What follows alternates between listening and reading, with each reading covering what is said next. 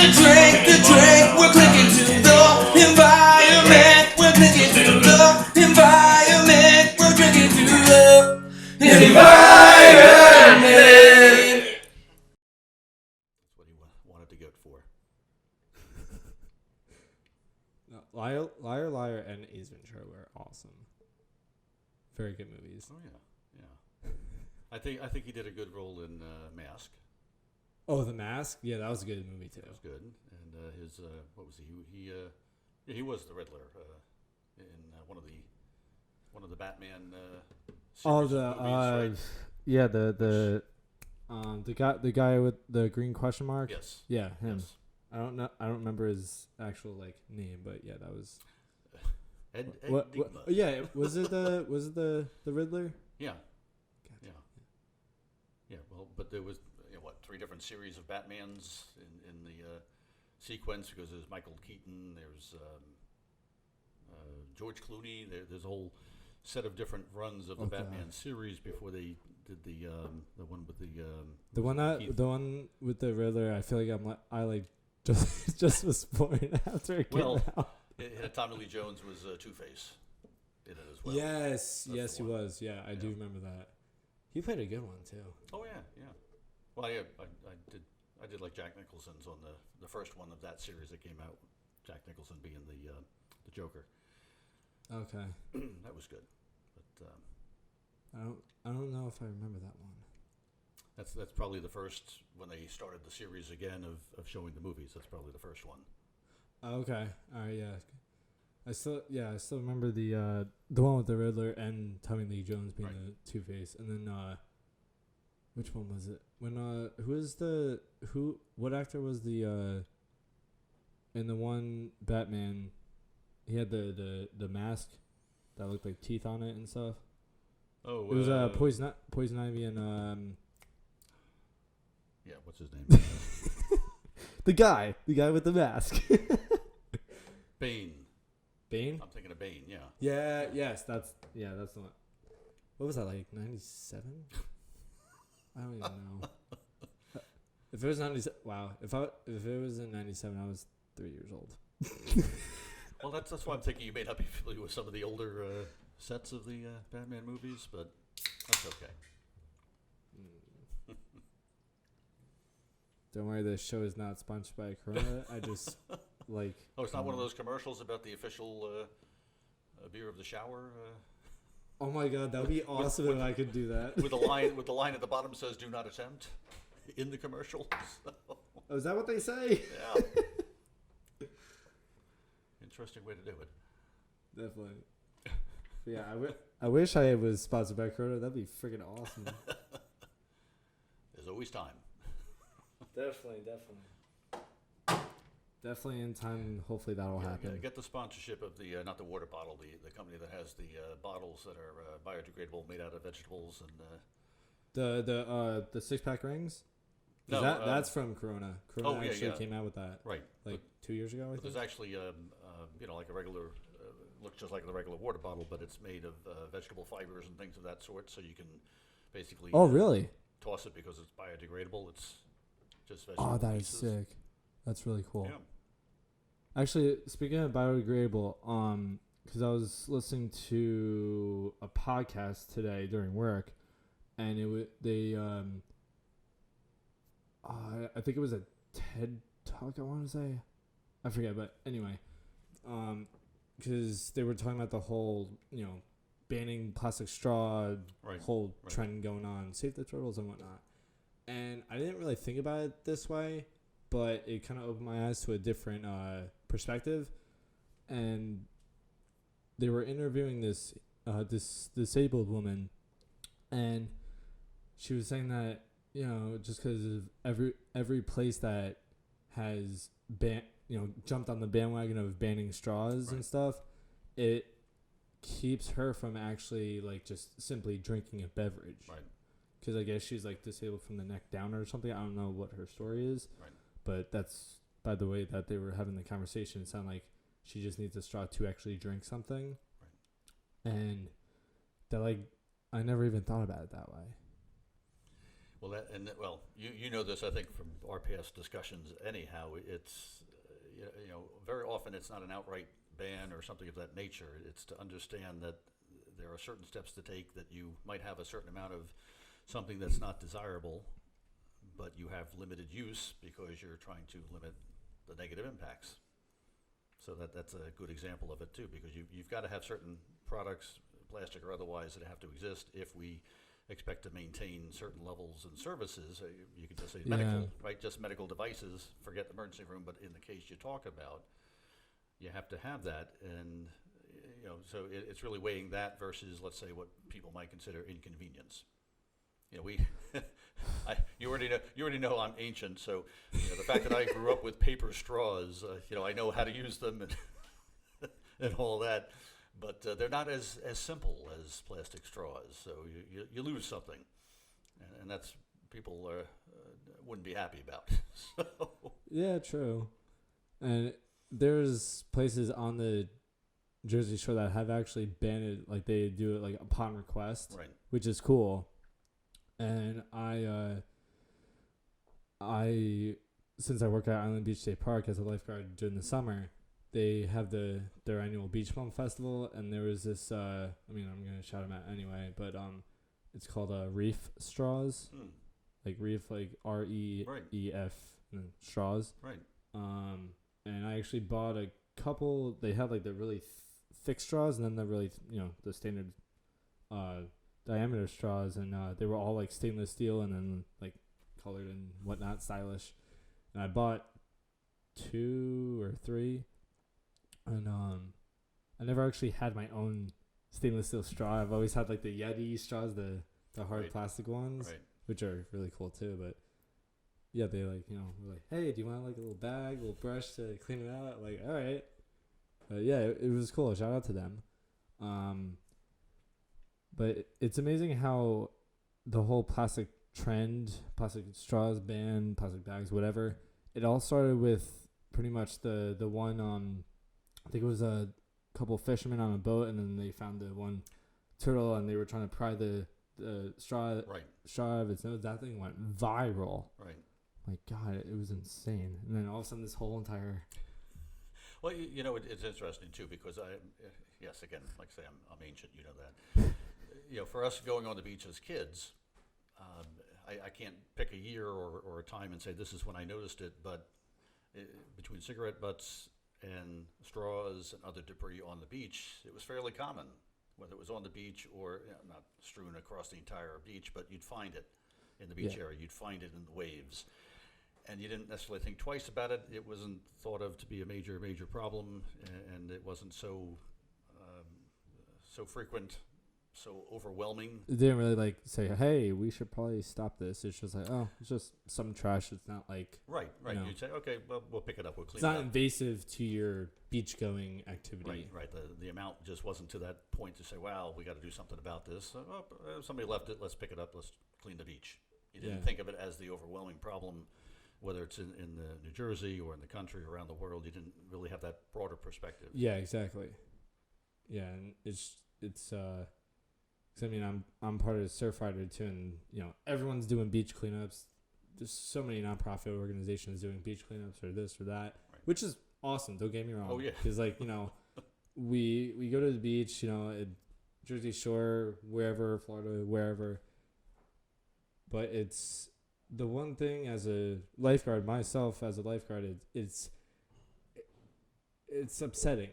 And it's upsetting in the terms of when you're watching people swim and making sure they don't go down or what have you, or get in trouble, distress.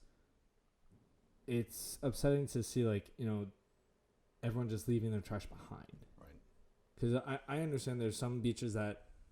I understand in the sense that there's some beaches that have the trash cans on the beach. You just throw it out, whatever, you're good. And then there's other beaches that have carry and carry out bags. Right. And it's just you gotta be. I feel it's just clean up after yourself. It is that simple. Okay, that's my 30-second rant. Because I see it all the time, and it's just I understand you're having fun and everything. I get it. Right. You know, all the guards love having fun as well. But it just from a guard perspective, you know, clean up that stuff up, because it's like a slap in the face to us. It's like, hey, you guys, you know, make sure we don't go into distress or get in trouble, but we're just gonna leave this here. Well, Have fun. right, and you don't mean it that way, but it's some people may not have as much concern for the environment, so it's not like you're wagging a finger and saying, "Oh, come on." But even if you say, "Well, all right," if you're not thinking about the environment, could you at least think about the next person coming on the beach? Yeah. Wouldn't you want to pick this up? You know, would you like to come after somebody left those things that you just did? That's common courtesy is what you think of. That's all. Yeah, exactly. And I'm glad you brought that part up, because it's like, just like how you said, you know, someone coming into your, you know, your backyard and it's all a mess. One, that doesn't look good on you, but also just like it's just like, hey, you know, this, I guess, could be clean or whatever. I don't know, like it's just, you know, simple things. Right. But anyway, for everyone that, you know, doesn't know you, can you just, you know, this is Paul Croft. Why you invited me, who knows? No. I just found this guy just, you know, on the street, whatever. Waved him down. Paul Croft, been at Kean University since 2004. I've worked at other institutions prior to that. My specialty in my graduate work was meteorology and horticulture, a inter- and transdisciplinary subject matter. Through the years, I've got involved in weather hazards, climate study, anything from fog to thunderstorms to snowfall, air quality. It led naturally into the environmental sciences. I'd done some environmental consulting a number of years ago, and it was a natural to talk about environmental sustainability sciences because they're somewhat of an outgrowth and very much connected to what I do and what I've done over the years when it comes to either research or sometimes investigating policy, looking at what are we doing, why are we doing it this way, should we continue to do that, or is there a better way? That's really awesome. Actually, I remember a couple of times, because you were saying how you're at Kean University. So, getting, you know, teaching students and whatnot, especially the ones that, I guess, just taking a science course because it's part of their prerequisite or whatever. Right. How, you know, do you ever, like, I guess, get creative, or, you know, what are some activities you do to, like, kind of engage the students or individuals that are not totally science enthused or know how to get involved? Right. Well, I like to get them to understand. A lot of times you have a student will come who they'll say, I don't know math, I don't know science, I was always bad at that, or something of that nature. I like to go back to the beginning and say, well, you know, you've been a sentist since birth, and they usually give me a funny look, and I say, well, you know, as a child you learned how to crawl, then you learned how to walk, and those didn't just come naturally. They came by trial and error. You had to try some things out. You fell a number of times. You might have cried several times when you fell, but you took steps and paces and tried things out. You're doing trial and error to figure out how things work. That's what a scientist does. So if you can take that perspective and say, all right, I'm not going to ask you to memorize the periodic chart. I'm not going to say, oh, remember all the layers of the atmosphere exactly to the level of what each piece of it is and how tall or how thin it might be. Understand why it's important that there's layers at all. Understand why this has relevance because, well, if you fly in a plane, it kind of matters. You know, if you study the sunshine and solar radiation, and why do I have to know about the wavelengths? Well, you use a microwave, don't you? That's a direct application of the science, and it doesn't mean you have to understand all the its and bits and pieces. It's just have a better appreciation as to, well, we want to know because it does matter how you got from here to there. It does matter in the process of making decisions. There's a storm coming. Should I take steps to protect against that? Should I wave it off? It's not going to happen. To be a better consumer, if you will, of that information, of any science information, you have to have at least some idea of how would a scientist think? How would you think? Because it leads you to make some good deductions, good conclusions along the way. So to do that in the classroom, sometimes it's as simple as pretend, it might sound silly, but pretend you're the cloud. How did you get up there? Where did you come from?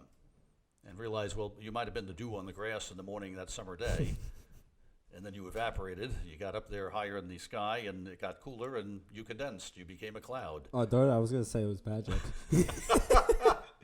It's magic. Oh. or the you get that glass of cool whatever it might be in the summertime. You set it out, and it gets coated with water, and say, where'd that come from? True. Just sometimes it's simple things. And again, it's not that you have to know all the ins and outs and all that aspect. You have to understand why it's useful to know how things work, because even if it's at a fundamental level, you can apply that in things that you do and making decisions. Again, it's as much as I might know about some of my own science, I still know nothing compared to the full brunt of science itself. But I know enough to say, well, if I faced this situation again, what would I do? Or if I face a brand new situation that I've never dealt with before, let's go back to the plastic straws. We didn't have to worry about those before. Now we do. How did that happen? How did we get there? Why? How did we get there? And knowing how we got there is partly the battle and the nature of the science to say what drove us down that path, because it's not, is that reversible? We just say, well, let's go backwards, just don't use them. Well, no, the medical use, that wouldn't work.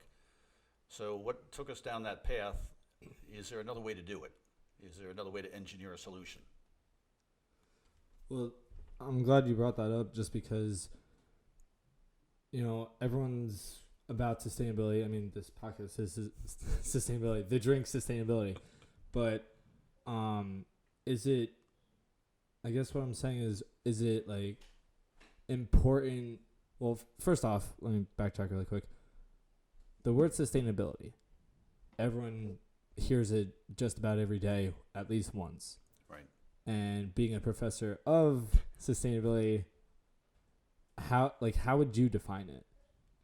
Right, because a lot of people say, oh, sustainability, oh, can you keep it going, is what people often think. Yeah, because, I mean, when I learned about sustainability, as soon as I heard sustainability, I just thought of renewable energy, and then all of a sudden, that's how I spread it. Right. So that was kind of on that was my fault a little bit. Right. But how would you? And even, I'll take you back a few decades, even in the 1970s and 80s, it was perhaps thought to be the next version of earth science, environmental science, tree huggers, right? Something of that nature. Renewable energy versus conserve, don't burn, don't do anything. You damn hippies.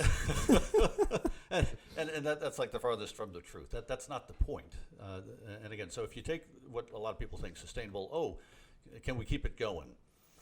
Take that thought and say, yeah, can we keep it going? What's the it?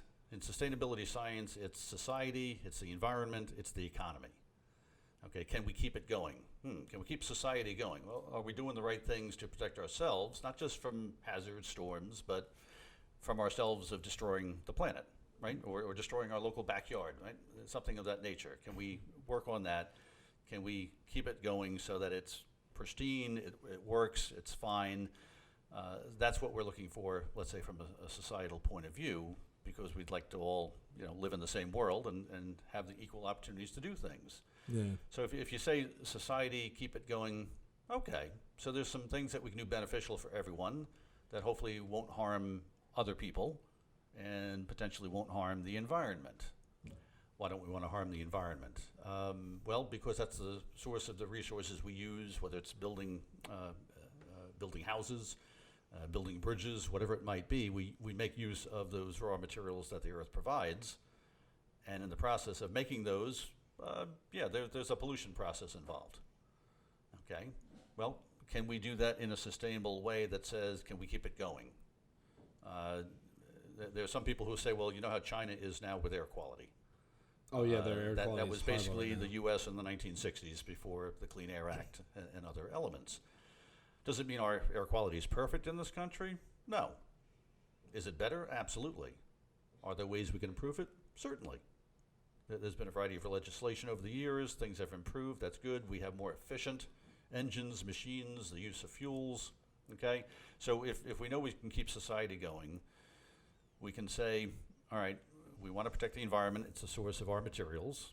So we can use it in a more informed way. We can use it in a more viable way that won't destroy it. Even I'll pick on lumberjacks. Even lumberjacks in the woods know you clear a stand of trees, you can't clear everything. You're going to be out of business. Loggers, or Oregon, Washington, they know this. They've known this for decades. They farm their resource accordingly. There's nothing says we can't farm other resources as well. Okay? So if we protect society, keep it going, we have to keep the environment going by not damaging it outright, by not using it up foolishly, or by destroying it in the process. Think carefully about how you use it. That's really what it's about. And then the other piece of it comes in, well, what about the economy? Okay. Well, really quick, I'm sorry to interrupt Sure. you. Before you go into the economy, so you were saying on the, we clear our trees, but eventually, if we don't plant more or anything, then there's not going to be any business eventually. Right. For loggers especially. But you were talking about, since trees obviously absorb our carbon dioxide, you said something about the Clean Air Act. Right. For those that don't know, can you explain? Oh, what sure. that is? The Environmental Protection Agency passed the Clean Air Act and other legislation. It was really occurring in the late 1960s through the early and mid 1970s. Okay. So there was a series of environmental acts that were put forth. Some were clean air, some were clean water, environmental spills, things of that sort. So the idea was, look, the air quality is poor. It's actually dangerous to our health in the short term, even long term. Okay. It's not just people with asthma, it's anybody can be impacted. So the nature of those was to say, let's clean the air, the soil, the water. Let's get them clean to the level that is sustainable. Okay, maybe they didn't use that wording at the time, but let's make them so that we can live with those conditions. Let's make it clean. Not live on a toxic dump or something of that nature, right? That's really the whole point. And so in that process, you're protecting your resource in the environment, which we need to support society, right? And I think that's where people sometimes get it wrong too. They get the wrong idea of sustainability science. Oh, you don't want us to do anything. You want us to ride bikes, ride horses, never drive a car again. No, we wouldn't be in the world we are today if we disallowed all that kind of thing. Yeah, definitely not. Yeah, you can't go back, and that's fine. There's nothing wrong with that. It's again making better use of those resources so you're not wasting them or eliminating them, literally. Yeah. Okay, so that's why I say that again goes back to why the economy is the piece of it, because at the end of the day, who's most important? I think most people would agree, society. It's all about us, right? The world revives around us. Damn it. Or sometimes you say it's all about me. Sometimes we do that. So if you're going to say it's about society, and you want to live in this world, which is the environment, well, I got to make a living, and I have to have certain conveniences or needs that have to be met. That means I have an economy, and I can't get to the stage where I don't allow anything to be used, let's say of a natural resource. How does my economy thrive and grow? It can't, right? We're not just all going to walk everywheres and ride horses only and that sort of thing. It just doesn't work that way. That's not the world we live in. So you've got not in 1780s. or earlier than that. Either way. That too. So if we enjoy camping out, but even when we camp out, we take all sorts of things with us, right? Yeah, of course. So if we're really going to do this right, we have to care about the environment and do the right things. But without, if you just look at the environment, then you've left out the people. That means you've left society out. So no, you got to think about the economy, because it's got to be fair and equitable, because you have to say, can I allow the livelihoods of people to continue because they might need mass transportation that maybe has some harm to the environment, depending on how you do it. Well, everybody's got to be a farmer now. We can't allow them to work in manufacturing. Well, that's ridiculous. How would we have bridges, skyscrapers, anything, any of our infrastructure? We wouldn't be able to do it. So you have to really, some will argue, oh, society is the most important. Some say, oh no, it's all about the environment. Without the environment, society couldn't survive. That's true. But we are able to harness the environment to a certain extent, and we do that as part of the economy. It's reasonable. It's not Well, unheard we have of. to manipulate it to our needs, correct? Well, to our needs, to our mutual advantage. And that's where I'll go back to the point we said with logging and the trees. And, oh, yeah, well, what about carbon fixation? What about climate change? Those elements, well, yeah, carbon gets moved around the planet in a variety of ways. And some is stored or sink, trees, right? Some is out in the atmosphere, and that's a problem for global warming, climate change, air quality, things of that sort. So, we got to look at that in the sense of what makes the most sense as to the approach. What do you want to do with that, right? And that's why policy comes in. That's, as much as people might not like politics to a certain extent, that's where society has its chance to say, which way are we going to go? And that isn't just one voice saying, it's my decision. It's multiple voices saying what's best for the collective. And that's not an easy thing to answer. No, definitely not. Everyone has their everyone has their own opinion, whether it's informative or not. Right, and that's really go back to the education and teaching. It's about awareness. It's not necessarily teaching people this is the way it is, right? That's biased. Here's what's happened. Here's where we are. Here's how things work. Here's our needs. Here's the needs of the environment. Here's the economic needs. Okay? Hate to say it this way, I've just given you a differential equation. No, kidding. Do we need to know calculus to solve that? No. No, definitely. We don't. We've solved problems like this before E is without the equations. We are capable. We are, again, I'll go back to, we're all scientists. We have that capacity to look at something and reason it out and say, what would I do here, or how could I do this differently to my advantage or to our mutual advantage? It can be done. Takes time, takes effort. The easy solution, go back to the beach, the easy solution, that garbage pail is 50 yards down the beach. Well, I don't want to walk that far. Yeah, I got to walk back to the car. I don't want to walk Jeez. 50 yards this way and then back to the car. So I'll just kind of leave my bag there. The Seagulls will take it. Oh, I dropped it. Shit.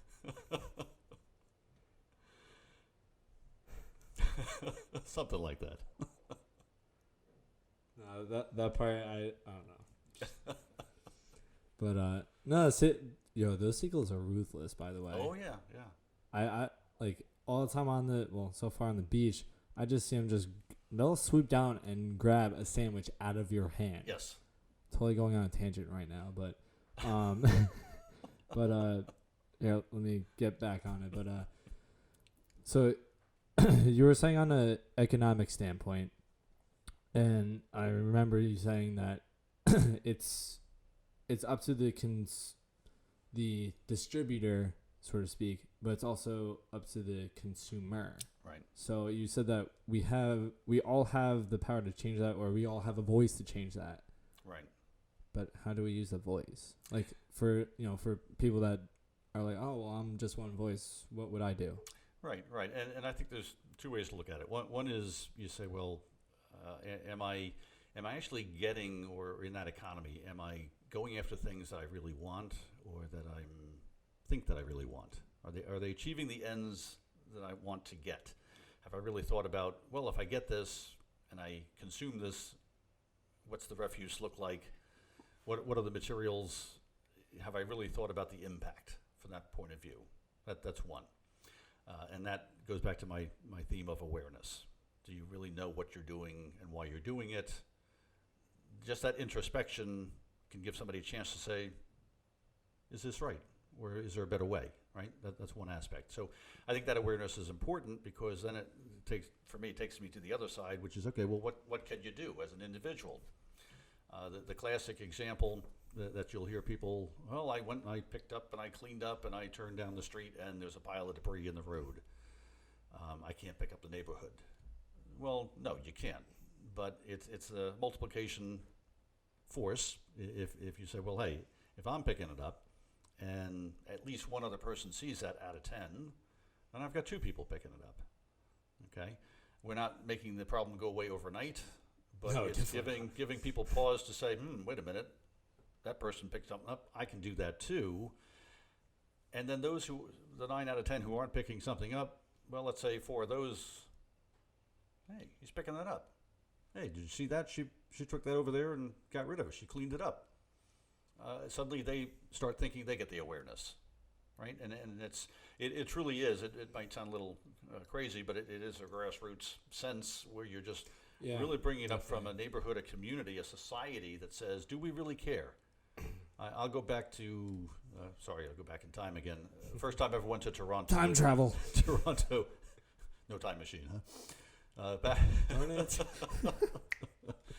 I went back to Toronto, I don't know, I must have been 10 years old or something like that. And I was amazed at how clean the city was. And this is back in the 1970s. Okay. I'd been to New York and other places, baseball stadiums, things like this. Usual trash and everything else. And in Toronto, it didn't matter what street you went down, it was clean. Far out. And you said, how is this possible? Right, from the exposure in the New York metro area. Yeah. And again, people, you don't want people to get the wrong idea. It's like, oh, you think we're all slobs. No. No, definitely not. But you get used to what you expect to see. And that goes back to that awareness and the thinking of, well, what if I pick up my yard? What if I make it look a little nicer? What if I take a step that might be better for me and the environment because I'm doing it for me and I'm doing it for other people? That's really what you want to do. Yeah, definitely. And again, you don't have to go. You don't have to go hug trees. You don't have to, just think, oh, I recycle everything possible. recycle, damn it. You essentially say, hey, I can do several things that perhaps fit my lifestyle or my situation or my role in the economy or society. Let me do those things. Okay, am I the one to go clean up the marsh, the beach, or something like that? That might be something you do every day, and 5 other people who would. Yeah. Right? And there'd be other things. Yeah, there'd be other things that they say, oh no, I can't do that. And what can you do? Well, you could potentially advocate for a change in the use of plastics or bags or something of that nature, right? Yeah. There's always something.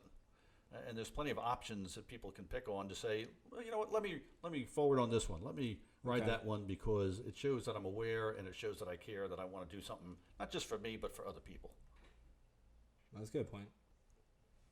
So in your opinion, you don't have to go crazy on this? Unless you're Prince, right? Go crazy? That's that's an old song, sorry. True.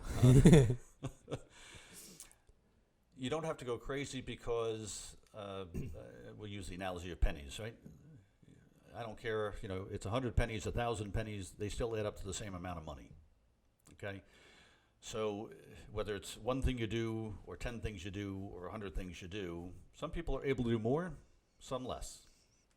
We all have other things going on in life. That's fine. If we at least do, let's say, our minimum and then challenge ourselves to say, what else could I do? It has an impact. Oh, but that's going to take forever. Well, we didn't get into where we're at right now like that. It took time. We had very poor air quality back in the 1960s. It took us through the 1980s and 90s before we arrived at air quality that was much, much better than it had been for quite a number of decades. Okay, we had the issue with the aerosol cans and the ozone layer, the Montreal Protocol. Remember that? Yeah. Montreal Protocol gets established. It takes a few decades, and look where we are. Is there still a so-called hole in the ozone layer? That got so much publicity too. Like, when did that become a whole trend? Because I remember they were like, "Oh my God, there's like 50 holes in the ozone layer. Now we're dead." Exactly. Shit. Right. Exactly. And then there's the oh my God, we're all gonna die. And yeah, and then that's all of a sudden, just like the whole trend just was like, right, it's gone. I'm like, are we good? Like, so yeah, there's still some quite a few thin spots, just like I have, thin spots up there, but the recovery takes time, and it's had the chance to operate over a few decades. There's been improvement. Has it gone away? Is it not a problem? It hasn't gone away completely. And is this a problem? Sure it is. I wish it went away. Right. But have we taken steps and gotten there? Yes, we have. So, again, we never want to minimize the power of one to do something. as small as it might seem, or we don't want to say, well, I got to do everything. I got to do everything big. We're not all outfitted to. One-man hero. we're not all outfitted to have all the time in the world to do as much as we would like. Oh, hell no. You know, that's just tough to do. So you got to take one thing at a time, and you got to understand, you got to be in it for the long haul, right? It's a process. The nature of society with the environment and with the economy, we didn't build this country overnight. The rest of the world didn't build itself overnight. We've seen, the Roman Empire, and we've seen all these different things historically in the world. The world got to where it is over a long process. And there's some short-term processes in there that deal with the environmental quality and air quality, water, soils, and so forth. And it's more of an awareness from a global perspective. You know what? We all have a role. We have an awareness, but you know what? We can all do something about, again, the Montreal Protocol, the IP Climate Change Panel, the Paris Accord. Well, real quick, what 'cause I personally don't know, what was the Montreal Accord you said, or the act? Well, the Montreal Protocol, I can't memorize years, so my apologies. What, Dr. Croft? I look up to you with this. Look it up online. Tap and swipe. Come on. It's got to be Swipes. out there. I'm sure Wikipedia has something. Oh, jeez. You probably edit that yourself. Well, you got to understand the source is useful to a point, and then you want better sources. Well, that part goes back to the whole education part. Yeah, when you're looking something up, you definitely got to make sure it's a credible site, though. Exactly. You got to think or the media. where it's coming from, what the purpose behind it is. But the Montreal Protocol is, again, it was predominantly about greenhouse gases and especially the ozone layer and the aerosol cans, the aerosol release, the refrigerators, coolant. The was it the Freon? Chlorofluorocarbons. Right, chlorofluorocarbons. Right. I still remember something. You can actually say it. That's a tough word. I'll spell it out somewhere.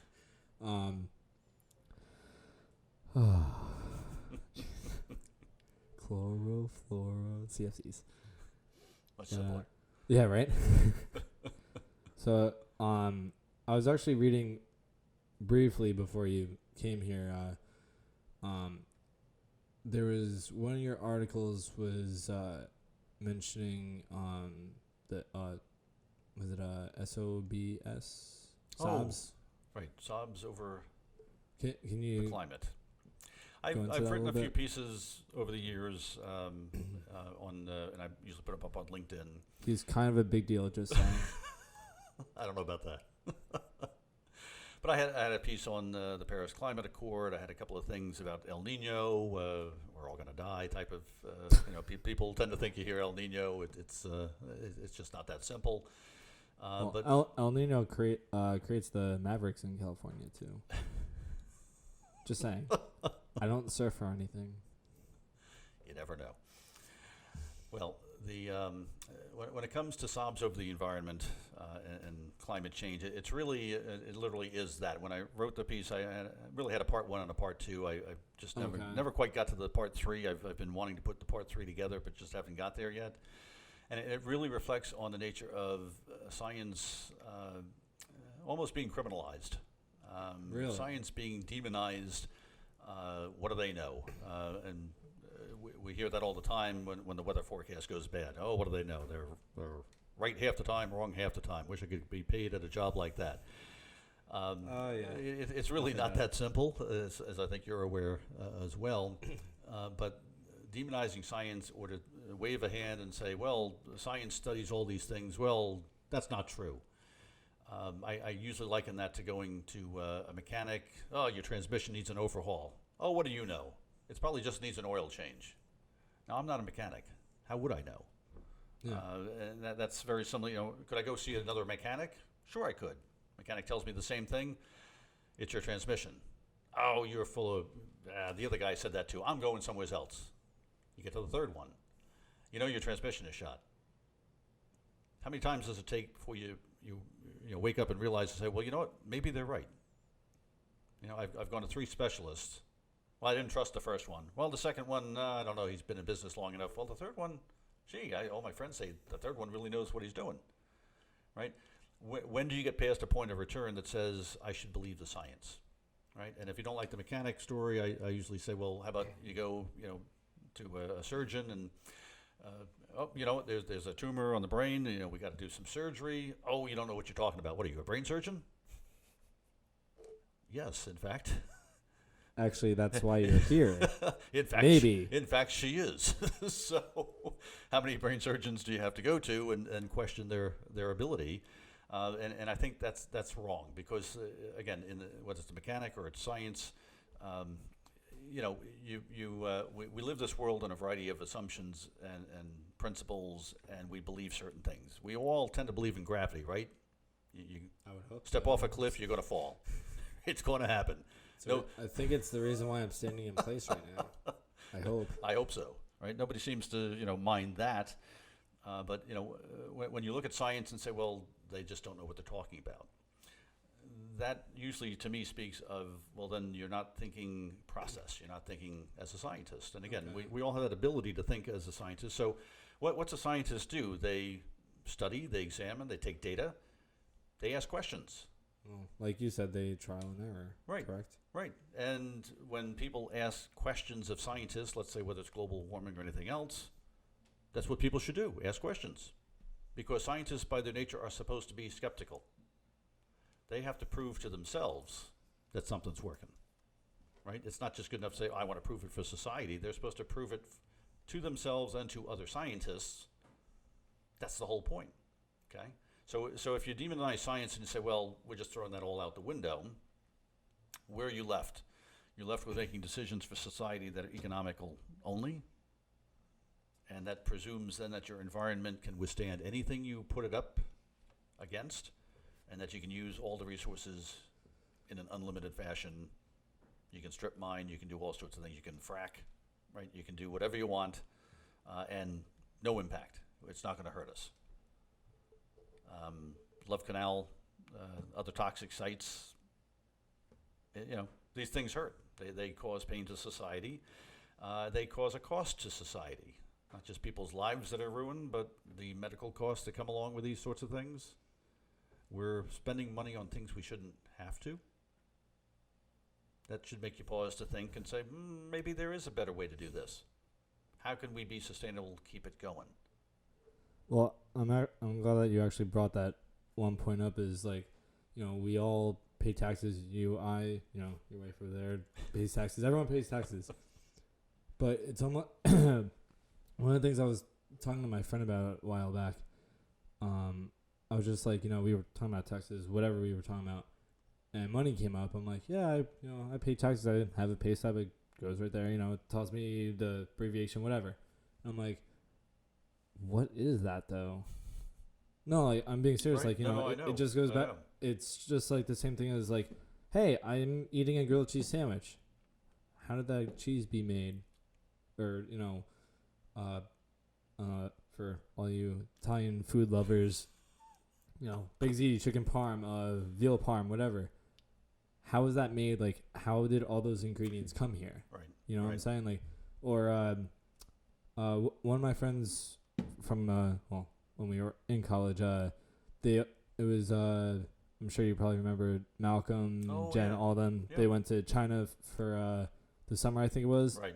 And I did the symposium video for them, and Jen actually brought up a good point.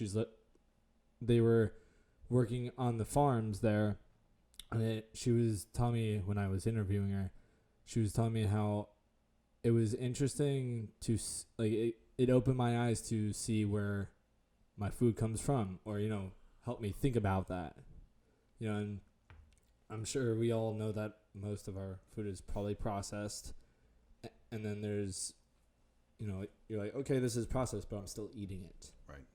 And then we wonder why, and then sometimes all of a sudden oh, my belly hurts or something along that. You don't feel good, go to a doctor, whatever, but then the whole process, right. So like a revolving door analogy. Well, right, and we get some of it becomes a matter of convenience for us, McDonald's didn't spring up overnight, but they sure have lasted. How many years? Oh, that Okay, business is definitely sustainable. Well, and there's a reason for it. Not And really, again, but economically it is. Exactly, and society is calling for that. But gee, society is calling for something else, right? Didn't Burger King just come out with a was it a Whopper or is that the Big Mac? One of the other Whopper. Whopper must be. I think Burger it was King. the Whopper or something. Whopper. Yeah. Now there's a veggie one, right? No meat at all. Yeah. They came out with like a vegetarian Whopper. So why did they do that? Obviously, people are looking for it. That's again, you talk about change. How do you implement change? And if you have companies realizing that people want something different and are willing to try something different or go in a different direction to keep it going, that's how it works. Yeah, I mean, even the gluten-free trend has been going on too, and I mean, what was it? I was going through the ShopRite, ShopRite everywhere now, and I was going through the aisles, whatever, and it's funny because I wanted to actually take a Snapchat of it, but it was all the aisles just said cereal, snacks, whatever, and then all of a sudden I get to the back more, all natural, all organic. I'm like, so you're saying that this is all processed, this is all natural, you're fine. I'm like, really? Our food should be already like this, damn it. Well, right. Well, and it's funny when you mentioned China too, because I had had not just the pleasure but the ability. The university sent me 3 different times to go over a variety of reasons for business for the university, and anytime you go to the outdoor markets and the produce, all sorts of animal, livestock, and such that's available. Like farms and you have things available right then and there for use almost immediately. So it's not that they don't have refrigeration or that they don't have salting for keeping things fresh or things of that nature. But clearly, it's from farm or to market to table, and there's something to be said for that. I don't know as much air quality problems as China or Asia in general has. Can you imagine the problems they would have if it was all about the processed foods like we have here? You multiply the number of people in even in their small cities and generate that kind of waste, they'd be drowning in it at this point. Were they having a similar economy set up and the convenience factor or the processing that we have? So it's really a lesson in the country, the people, society took a certain path to go a certain way. What did they sacrifice? Air quality. What did we sacrifice? Well, we sacrificed initially air, then we got it better.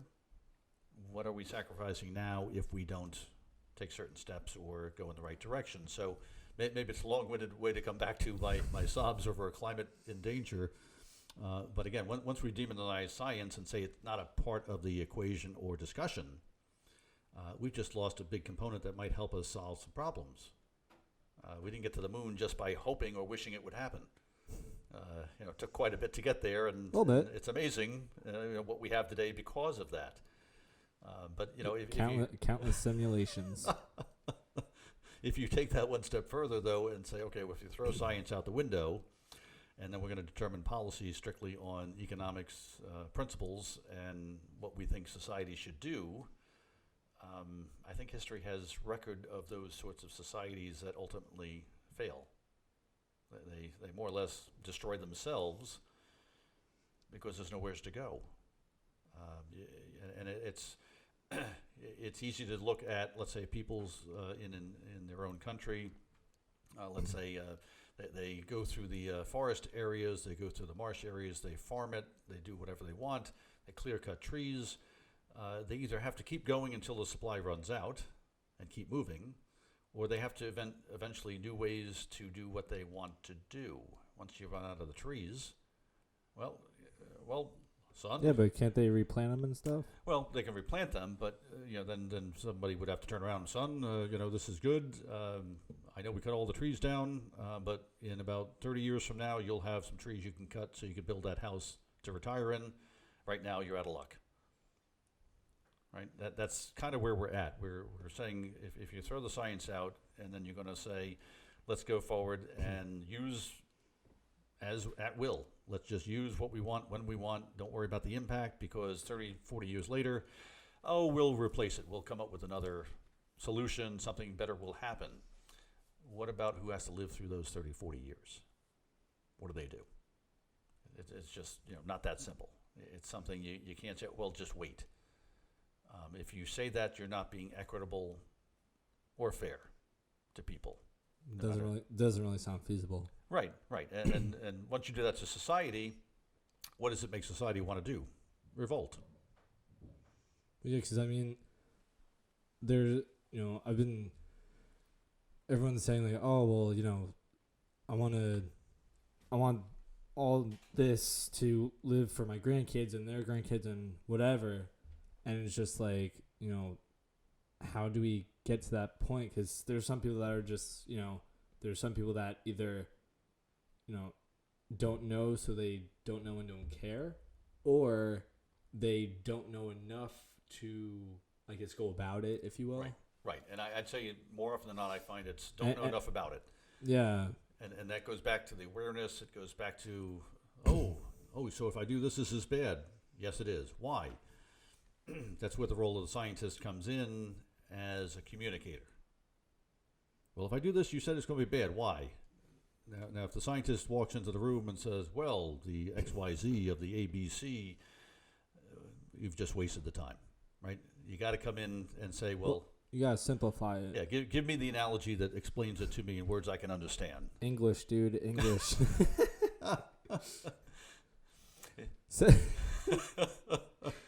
I'm remembering a movie quote. You're just like, bro, I'm not scientist.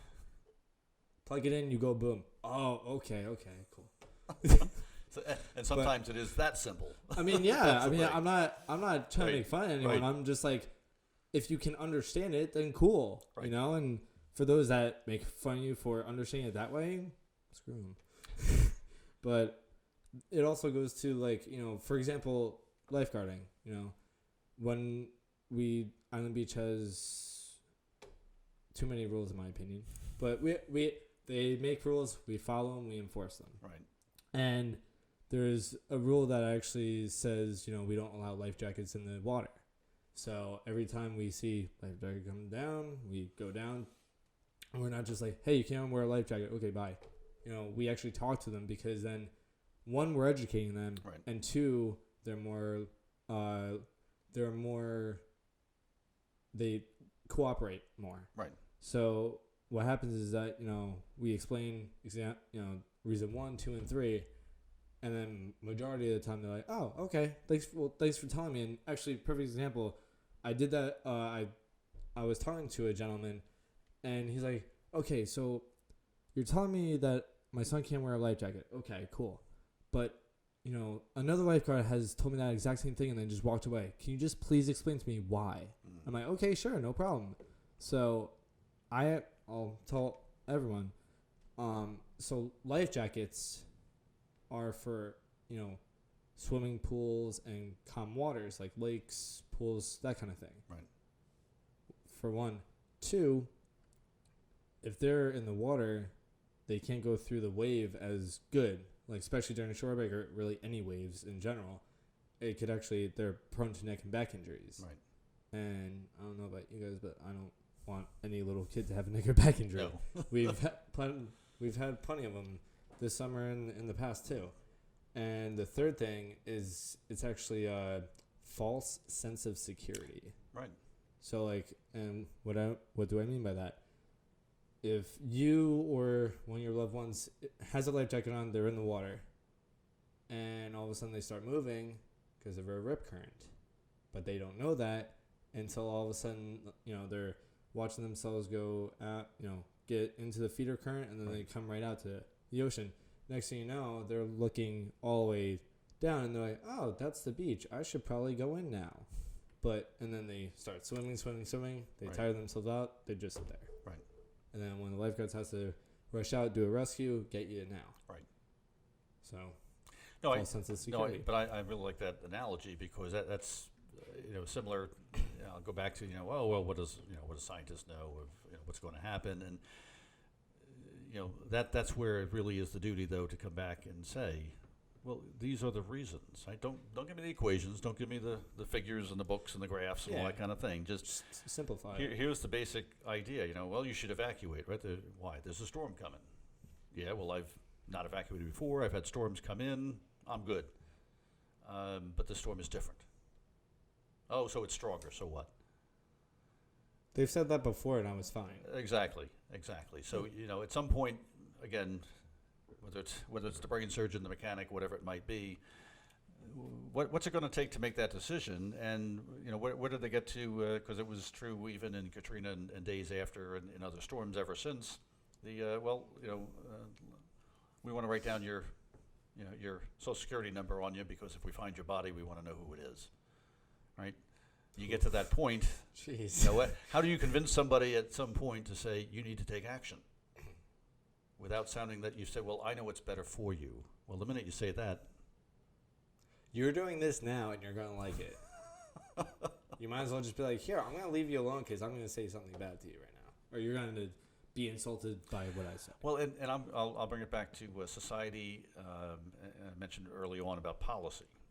Right, and I don't remember which state it is. It might be Nebraska, could be Kansas. There's several states in the middle of the country, and I don't remember the name of the law, but That's why I need Frankie for fact checking. But there's essentially some. I'll look it up for you if I can remember the name of it. But it's basically they apply it because of blizzards and the like in the winter. And they said if there was something like a blizzard warning or something was issued, that if they had to come out and rescue you, they could fine you, because you're putting the responders at risk to go find you and save you to bring you in. So they actually made legislation to make it illegal to venture out when you've been told conditions are going to be dangerous. And if I'm a first responder, I don't have to come looking for you. That's my job. That's fine. I do that. But why would I have to put myself in danger when I knew I didn't have to? Yeah. That's really what it comes out to. So, the fact that society has allowed laws like that to become reality, I remember that was back in I believe in the 1980s, the first time I ever heard of a law like that. Okay. Like I said, it had some crazy name. It wasn't the foolish law, but it was something of that sort of, are you kidding me? You just been told whiteout conditions, there's blizzard, there's this, there's that, and you ventured out anyway.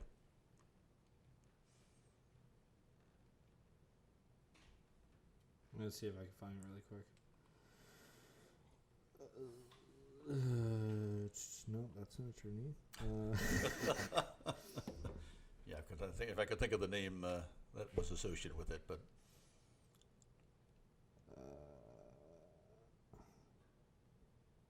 I don't think I just put in Midwest.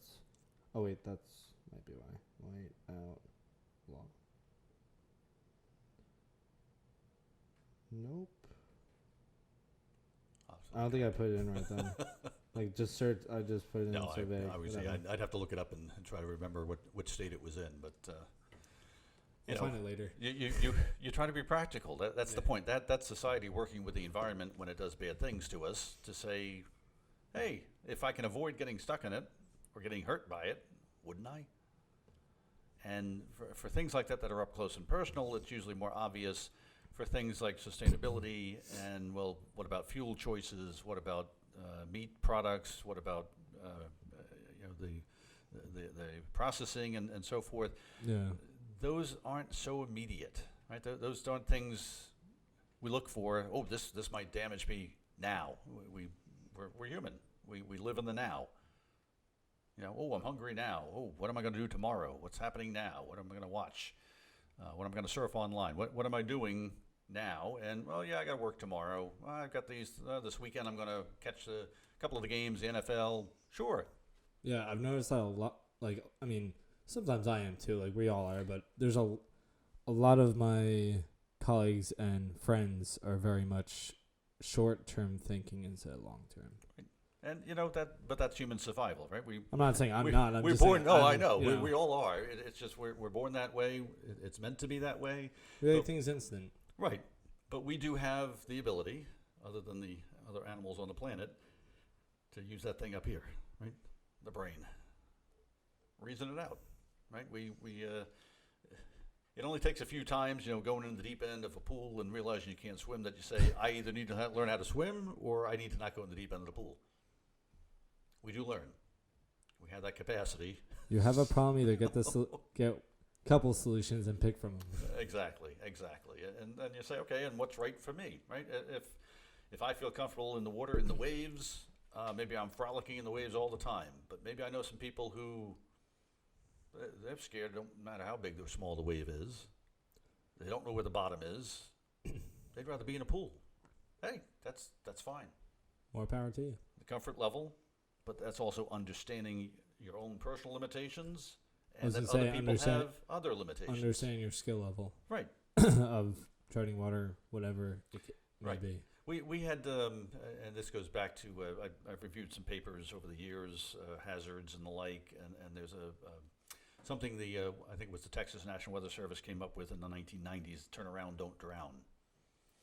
Okay. And there'll be signs up, don't drive through flooded roadway and so forth. And people still do, and you say, well, didn't they read the sign? What made them think they could get through it? And there's two things. One, when we talked just about experience, people, if you go in the deep end a couple of times and you either learn how to swim, hopefully you don't drown, you either learn how to swim or you learn how to do something else. Well, you adapt to it. Yeah, what experience do people have, though, to driving through floodwaters? Until the first time, zero. What is their basis of judgment? I can see the road marker on the other side. Can't be that deep, right? I know there's water running across the road. I see it moving. Doesn't look like it's moving that fast. I can do it. Maybe I don't have a monster truck, but I got an SUV. Commercial, this works all the time. I see it in the commercials. They drive through that water, right? Is the road out, right? There are a variety of things they might not think about, right? Well, what if the road surface is washed away? You're about to drive into a ditch. What if that water is actually moving faster than you realize, and you don't realize that can carry that vehicle away too, right? That's so With sometimes, you in it? right? So sometimes we make these judgments on incomplete facts, and sometimes on lack of experience, right? You're a lifeguard. You got to learn how to grab somebody properly to get them out of the water without them drowning you. Yeah. Okay. We do training for that, yes. And you have to train, and I can vividly remember a fellow I knew in college. He took the course. He asked me to be one of his victims so he could practice.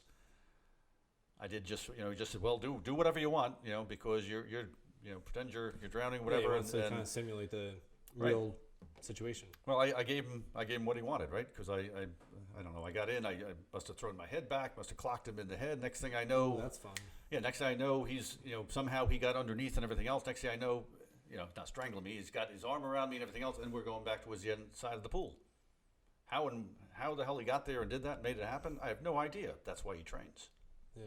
Right. My son, he's trained as a firefighter. He works with the National Guard. He's trained to respond to these things. And how can they get away with it, right? How can first responders get away with it without getting injured or killed? They train, right? They get that experience by training. They get to be put in the building. It's filled with smoke. You can't see. You got a ventilator on. How do you get out? Right? How many of us on a normal business day run into that? Are we going to experience that in our lives? Or the first time we do, what's going to happen? Yeah, that's a really good question.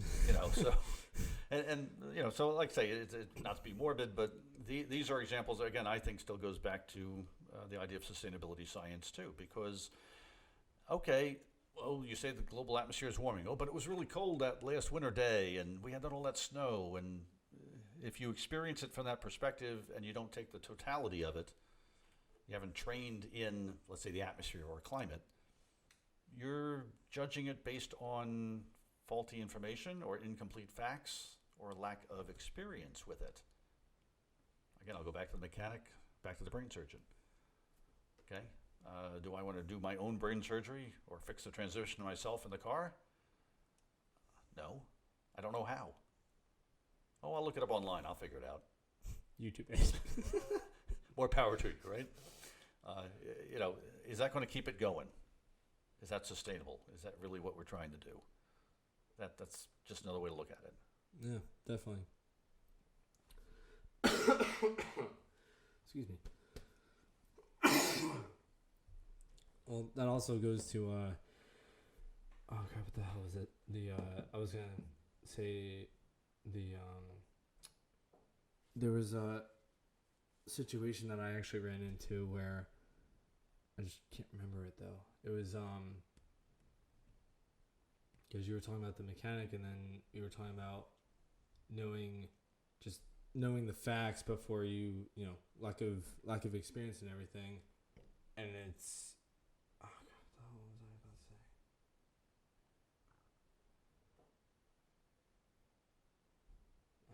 It'll come to me It'll later. come back. Yeah, it'll come back to me later. Well, oh wow, we're an hour and 5 in. Oh, geez. Whoa. Time flies when you're having fun. But I do have to ask this question because we are on a sustainability podcast. You can answer, you don't have to. But do you believe in climate change? Since we are already talking about it. Yes, I do. And I do to the extent, as a scientist, in terms of climate change has elements. There's natural variability, there's natural change, there's what we call anthropogenic or human-induced or forced change. What was that word? Anthropogenic. Anthropogenic? Pogenic. Anthropogenic. Yes. Okay. Just want to make sure I was... How to use one big word. I was going to say, spell that, please. Wait, can you actually spell it, though? Yes, I can. Do you want me to? Yes. Anthropogenic.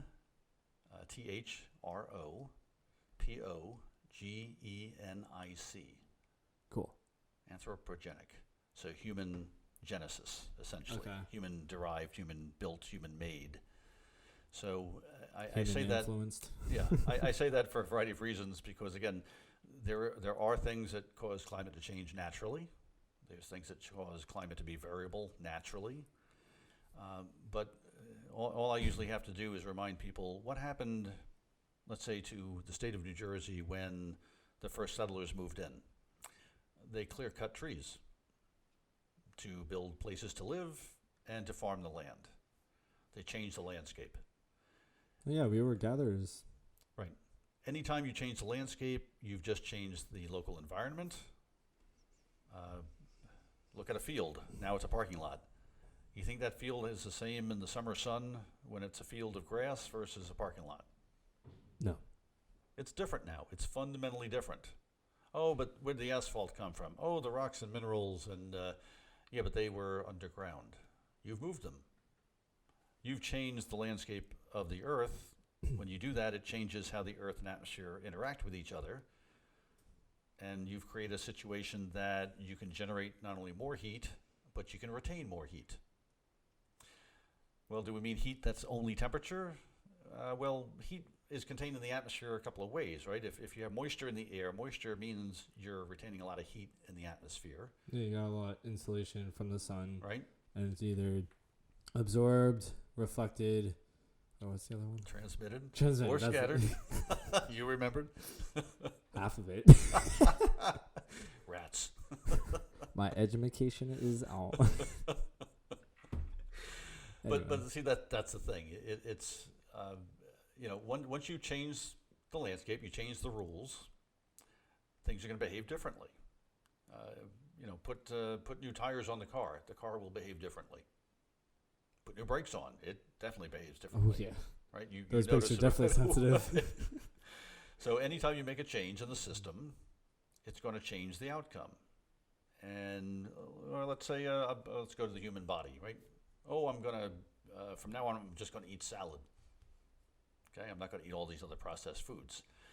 Well, that's a fundamental change for the human physiology to go through. So your body is going to react to that. You're doing the right thing, but your body might react negatively. Oh, there's so many diets out there now. Carnivore diet, the vegetarian, all that kind of stuff. So yeah, once you change the landscape, you're having an impact, like it or not. You're changing the landscape. You're changing how things happen. Why do we have so-called urban heat islands?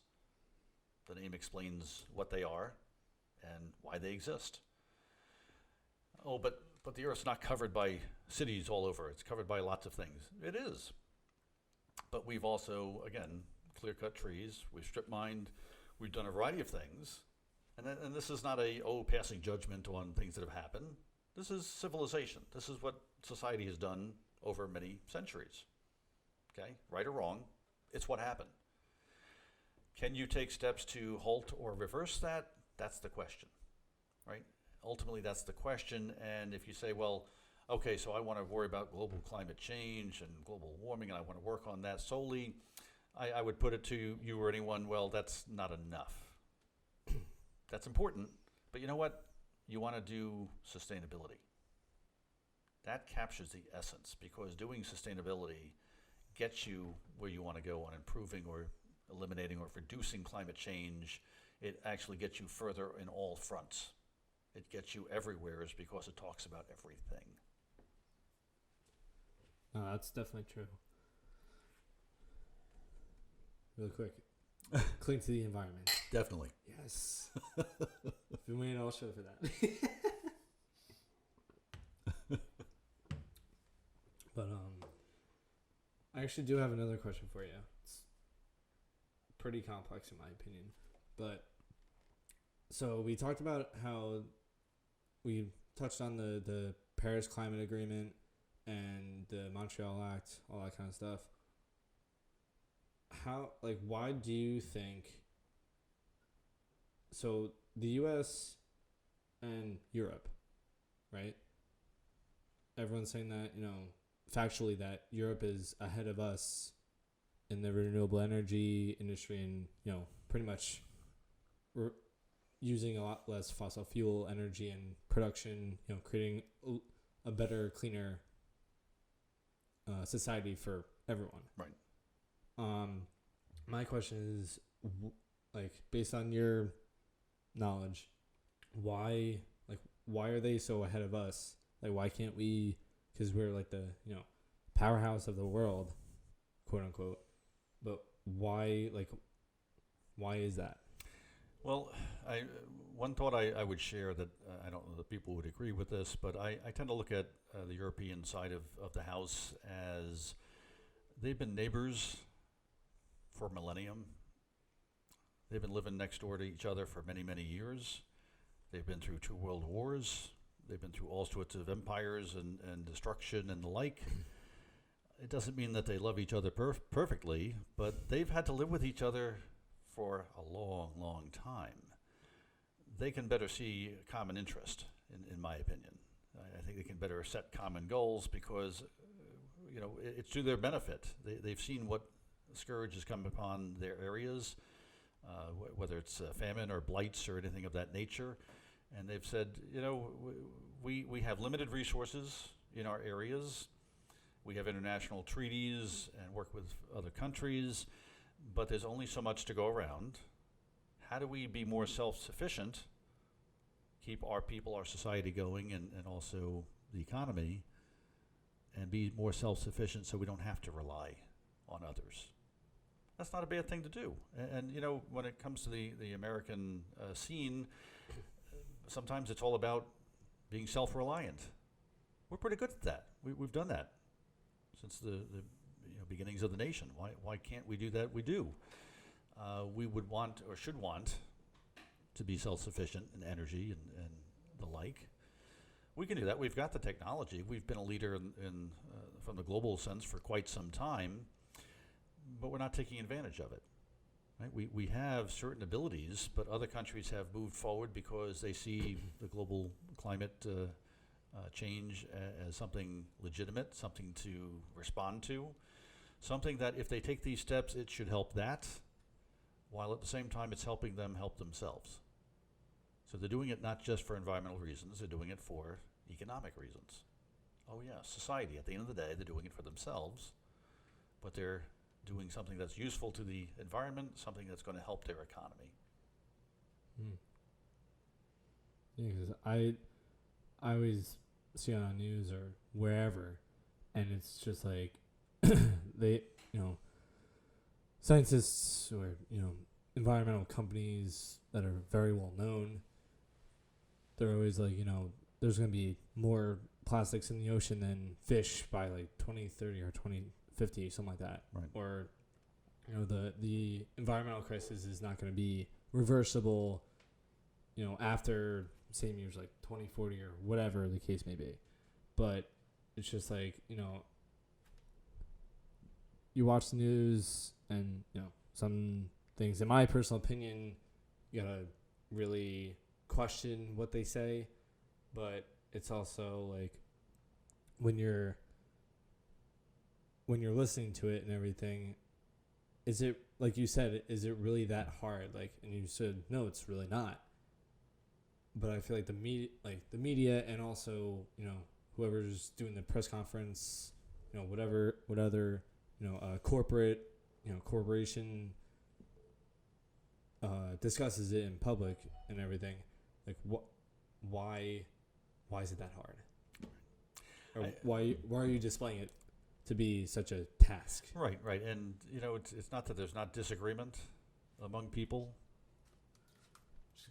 Okay. Yeah, no, there's disagreement among people, but, at the end of the day, when you're trying to, figure out the best approach, in this country in particular, we usually think more so in what's not simply what's in it for me, but what's the I think the best way to say it.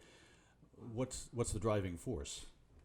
Okay, that's really what it amounts to. So what's the driving force behind why you're being asked, whether it's through the media or by a company?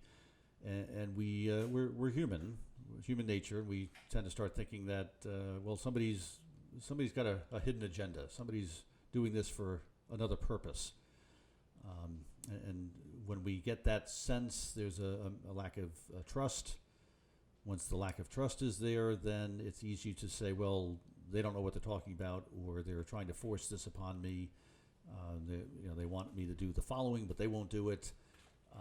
You get sort of a rebellious attitude from society that everybody's kind of looking over their shoulder thinking, well, they're in it for themselves. They're going to make money off me, or they're doing this, and they think they know best. And once that suspicion arises, it's partially you hear it talked about with the rise of conspiracy theories and things of that nature. The FBI determines that's one of the major threats to this country is the idea of conspiracy theories, because people propagate these things, social media and otherwise, and suddenly you have large groups of people thinking wrong things or things that are not true, going in directions that they don't have to go, misdirecting. And that's just dangerous to society in general. Yeah, thank you very much for sharing that information. No, but I definitely agree with what you just said. And actually, I still remember when, and I'm sure everyone probably remembers this, is when Denzel Washington actually called out the media, and he was just like, you guys really have to, you guys just, pour out, if it bleeds, it leads, Mm-hmm. and he's definitely right. And, just more than half of the news that goes out is either someone dying from tragic activity or, someone's getting divorced or whatever. And it's just like, hey, some people may like the whole gossip, whatever stuff. I'm not dissing that at all. Right. And if tragic things happen, that definitely sucks as well. Don't get me wrong. Right. But it's also, just because it's a story, this is just my personal opinion.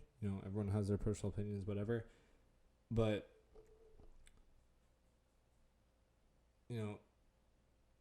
display or, broadcast something that that is credible, I guess is what I'm trying to say. Right. And it's things because, it kind of raises that, definitely question it, really research it yourself. And I've actually, in past shows, I've actually said, all the kids, I'm sure you probably have a bunch of students that are always on their phones. Hey, student A in the back row, hey, want to look something up really quick for me? Because he's already on his phone. Why not do it for an educational purpose? Right. And I've actually mentioned that in, like I said, in another show for especially younger kids. Was it a Generation Z or Y or whatever now? I don't know, but yeah, I mean it's just unfortunate. Well, and it's funny because what you mentioned reminds me. There, one I mentioned about some things that I've written and posted on LinkedIn. Yeah. One is roughly the part of the title is "Descent into the Maelstrom," and it includes and talks about, and it happened again in this latest cycle with Hurricane Dorian. There were plenty of headlines blaring, Dorian heads for the U.S. coast, Dorian heads for Florida, at a time when it was clear that it would approach Florida, maybe make landfall, but then turn up towards the north. And what I find, there was like 6 projections on that too. Right, and what I find is it's what I call it. It's simply misleading, and in a world of tweets and a world of sound bites and the like, you're not getting the full story across, the context of it. You say, oh, there's a storm over the Bahamas. Where's it headed? Towards the country. You could be a little more specific about that. So it's going to go to Florida? Well, it's headed towards Florida, but it's going to turn. The more information, the more context provided, the better the decision making. It's going toward Florida, but turning what direction? Exactly. And I'll go back to Hurricane Andrew. Hurricane Andrew, Hurricane Hugo, host of storms. People may not realize from the 1940s and 1950s, you had storms approaching the U.S. mainland. There were no satellite images at that time. You had storms approaching that maybe a few days' notice if you're lucky, and there was no numerical computer model to say where's it going to go. Okay, fast forward to today, you've got 25 different models running simulations on a storm, run several times a day. Here's the possible pathway, best tracked, best observed ever. So we shouldn't be evacuating places if we don't need to, if we have this information. But if we're alerting and misleading the public by saying major storm headed for the U.S. mainland, furious storm, Cat 5, going to make landfall, it's just not that simple. Even I'll even say the advanced press on what became Superstorm Sandy. Yeah. Was it ever going to strike this area as a Cat 5, a Cat 4, or a Cat 3? No. Hey, in my business, a hurricane is a hurricane is a hurricane. You don't want to be hit by one at all. No. Definitely not. Are the cats, worse? Of course they are. But the point is, if you're getting hit by a hurricane, you're going to have impact. So what's the story we're trying to tell? Are we trying to mislead and scare everyone to death? We're all going to die? And, oh, my God, this is the worst thing that ever happened or will happen? Or do you tell the story plainly enough, clearly enough, because you also don't want to get into a situation and say, well, that wasn't so bad. You told me it was going to be terrible. People have different expectations. What do you do with that? Yeah. And, again, I'll bring it back to sustainability. We can't use plastic anything now, right? That's not what we're saying, right? There are steps to take. There are things to do. And society, we're not going to fly planes anymore. One of the worst means of transportation for energy use and consumption and impact on the environment. Let's see how that goes over in the world. Is the world going to give up aircraft? That would definitely not fly. Right. Pun intended. Right. Not going to happen. So again, that's where I think it's important because both sides, of the extreme sides, let's say, can pull it one way or the other and say, oh, no, you got to do all this. Oh, no, they want you to give up everything you have. It's just simply not the case. We've made great strides in this country over the years in the environment and in prediction and hazards and protecting people and protecting the interest of the economy at the same time as the environment. It's pretty good. We should be proud of ourselves for that. We should be concerned if we're going to throw that to the dust pile and say, well, it's not important. Yeah, definitely. That's really, to me, the problem. And yeah, and even going back to when you were talking about the hurricanes and, meteorologists are like, oh my God, it's going to be the worst thing ever. Like, record high, whatever. And when I started in 2012, regarding, each year, they kept saying the same thing. They're like, it's record high. Winds are at all time, high and everything. And I'm like, you said that last year. What makes it so different? I'm like, I understand you're trying to, get our attention and everything, which you got it. But like you said, give the people the information so they kind of could understand it better and be like, okay, they're saying it like this. Their hurricane is going to cause damage. I may be in trouble because of that damage. Maybe I should evacuate. Who knows? And then, and I'll bring it right back home to Jersey. And, okay, well, I've heard all the official word from the Weather Service. Who should I talk to next? Well, how about my local county emergency manager? Right? He or she is going to know what to do and are tied to the first responders. They have the flood mapping. They have the inundation zone. They have all the information they need. Doesn't mean they're going to have the right answer or do everything correct. There's always unknowns in any event like that. You plan, you prepare, you run drills, and every new event is just that, a new event. I make that point in one of my articles that I've written. You can't, you can say, oh, well, Sandy was this, David was that, Andrew was something. You can, but no two storms are ever going to be the same. If you don't believe that, look at a snowstorm in New Jersey. Oh, that storm gave us 6 inches. So did that one. Well, the mess on the roads was different each time, wasn't it? Every new storm is unique. Certain things that are going to still be there no matter what, in terms of evacuations or impacts or what to do. Shoveling this shovel out of my driveway. But it's going to happen. But as you know, shoveling out of the driveway, well, is that nice powdery snow? Is it heavy wet snow? Is it a mix of whatever else fell in between? It's never the same shovelful. Is it going to be powder like really light, or is it going to be slushy and I'm going to be pulling my back out later in the hour? And the sun's out and I'm sweating shoveling, or the wind is blowing, it's 20 degrees. That did actually happen. I think it was the beginning of the spring. All of a sudden, a bunch of my coworkers, we went out to our cars. It was snowing very hard one day, and then the next day it's like 80 degrees, and we're just all like, what is going on here? And it happened for about a week straight. Right. And I'm like, guys, it's transition season. They're like, what does that mean? I'm like, it's going to be cold, and then hot, then cold again, and then hot. And then eventually we're going to go into summer. They're like, oh, okay. But I'm like, I don't know how severe it's going to be, but to my knowledge, that's essentially what's going to happen. Right. Well, and that reminds me of the other thing that I usually think about is people think, protecting the environment is what can we do to help it. Sometimes it's not simply about we're protecting it. Sometimes it's really how we're working with it, right?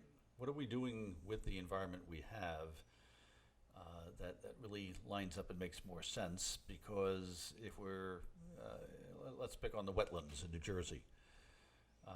Can you grow cranberries in New Jersey, South Jersey? Of course you can. Big industry for quite a few years. Cranberries, by their very nature, are wetlands themselves. Okay? So if I'm cultivating wetlands, that's actually a good thing. And I'm actually making a profit off of it because I get the berries and I have jobs for people, all sorts of things. I'm working with the environment to do the best of both worlds of having a natural setting and a thriving economy. What's wrong with that? When sounds good. Yeah. Actually, I want to bring up something really quick, and so I want to hear your opinion on it. But what do you think about clean fossil fuels or clean carbon? Clean carbon. I usually start with, we learned how to clean coal, to burn coal more cleanly, and also scrubbers to reduce emissions from stacks. The next level, the next iteration, clean fuels, sure. Why not? Need science to do that. You got to figure it out. It's the next step in that evolution that says, well, do we need to just burn wood in the fireplace? We got past that. Right? Society has made use of the resources in the environment and improved it. But if we go for the clean fuel aspect, are we then, like we said a moment ago, are we working with the environment? Right? I'm not breaking the environment to go after the oil, the gas, what have you. I'm using the naturally available. And or I'm trying to work with the environment in such a way I'm going to harness the power of the waterfall or the wave action or the wind. If I work with the environment, I should be not just protecting it, but working in it, with it, to get the most advantage. Mutual benefit. Exactly. Because who's going to be the advocate for the environment? Not the environment. Society has to. And yeah, fortunately from the economic side, we've got some companies who have, turned green to a certain extent. They're somewhat green, or they're greener than they used to be. That's a good thing. I'm not one to demonize and say, well, if you look at this gas company or that oil company, and 40 years ago they did. Well, they did. What are they doing now? Right? Ultimately, that's what you're after. If they're still doing the same thing as 40 years ago, that's a problem. If they're at least doing something now, hey, 40 years of damage, we can't erase that.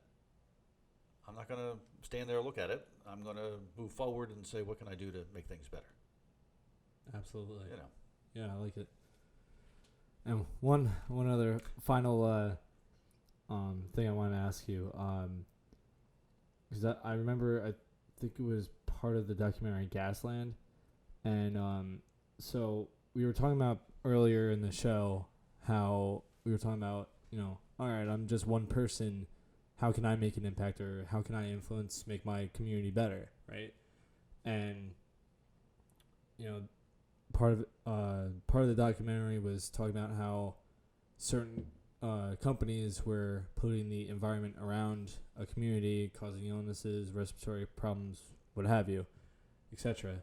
And so like the one person in the one resident in the documentary, so just like, oh yeah, they, ever since we moved here, these guys have been here, we play in the water, whatever the case may be. All of a sudden now my kid has asthma now. Like, what can I do I want to change that, because obviously no parent wants to see their kid get ill or what have you. Right. So it's just like, bring that back to even here in Jersey, what would you, tell our viewers and tell just anyone in general how they can make a difference? You know what, I'm going to use as an example something that it's a combination. Lesniak Institute, which is located on Kane University campus, the operations, has teamed with energy, sustainability, and otherwise to say, how do we improve the quality of life and equivalent access to a clean environment? So they've tied into community projects where there's garden projects. They've tied into looking at the actual air quality and monitoring and finding ways to reduce the inputs from local businesses and the like. I think that's an important way to go, because it's a community-based effort. And that's where, yes, it takes the individual ones, but it takes an institute like that to say, well, wait a minute, we can help advocate for you. Senator Lesniak has the legislative experience to say, well, this is how you go about affecting change from a governmental perspective. How do I help you accomplish that from an individual citizenship perspective? You put those two together, you can actually make great strides. But it requires that commitment, then, that level in from the individuals in society that can actually affect and improve the political process to make it happen. Good to know. We should become like ants. That was supposed to be a joke, but also seriously, because ants are like a colony. They work together. Ants, bees, exactly. There's a reason why they're so successful and have survived how long on the planet. Exactly. How long? Oof. An hour and a half. Is that too much or too little? Not enough. No, I'm kidding. No, I just love doing this whole podcast. It's so fun interviewing people such as yourself and everything. But I think that's it for today. Okay, that's fine. It's good to have free-flowing discussion, dialogue, because that's where hell yeah. that's where you make progress, because you air out a lot of things. And I'm sure you've done this in your other casts. That's where you get people to open up, be more transparent, share their opinions, their beliefs. They have to be on the table. And once you have them on the table, and everyone is being fair with each other, okay, we're not going to agree on everything, but where are those common elements that we're going to move forward on? We found them. Oh, I've definitely had a couple. One of my shows. I did disagree with respectively disagreed with one of my guests on the show, and actually I'm really happy you brought that up, because that's one of the other things, how we all are going to collaborate, whether we disagree with everything or not. But what I'm saying is, everyone has their own opinion. If it's same, different, doesn't matter. But the one thing that we all have in common, we all live on this planet. So we have to work together, just like our ancestors did, to make things happen. Right. So I may disagree with you, you may disagree with me, but we're still here. So we will find a common ground somehow, and then we'll thrive. Yeah. And not saying it's going to be easy, but just communication and trust. Like I said, we both may disagree on some things, but as long as I could trust you to have my back and you could trust me to have your back, I think we'll be fine. Right. You do your thing, I do my thing, we're good. We're good. And we'll move that forward with dialogue, as opposed to name calling and and other things, let's say. You first ever. But you know what? But having the ability to laugh at each other together, that's the other thing. Because if you draw the line so solidly that you cannot be a person with another person, that's not society. Oh yeah, I mean, I can't tell you how many times I've either disagreed with my dad, disagree with my mom, disagree with my sister. My sister's actually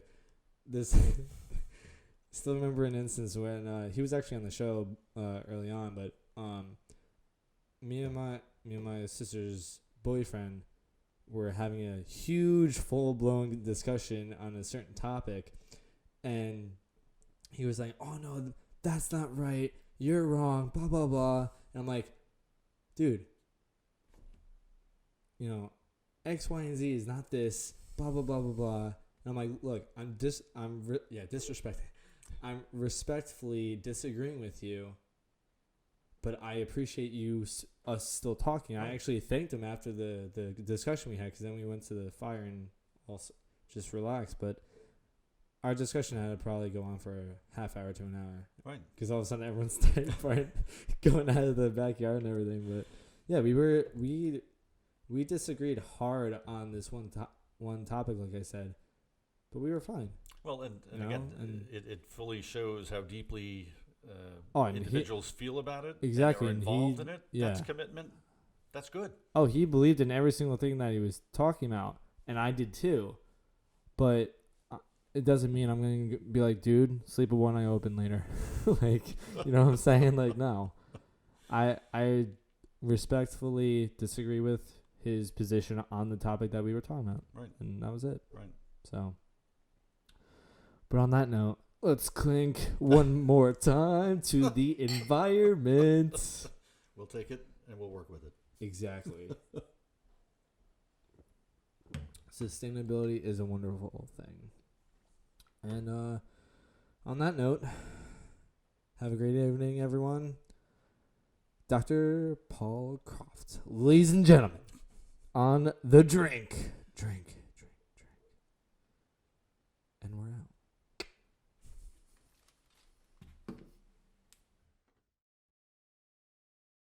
The drink.